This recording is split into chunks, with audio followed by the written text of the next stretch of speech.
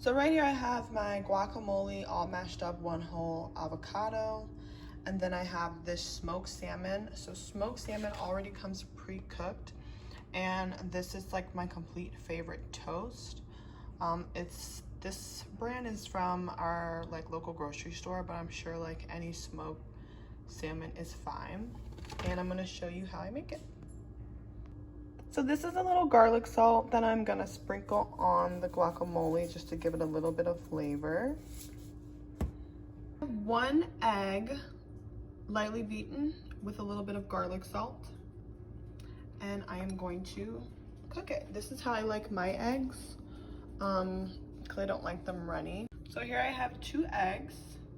I decided to use 2 because 1 just wasn't enough today. I have the smoked salmon, and I have the guacamole, and I have my toast. I'm using 2 pieces of toast right now because I'm really hungry.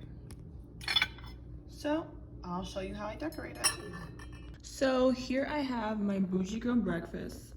It's on wheat toast with guacamole with garlic salt mixed in the guacamole. Then I have 2 scrambled eggs, and I have some smoked salmon. And this literally took like maybe 5 minutes, and it's so good.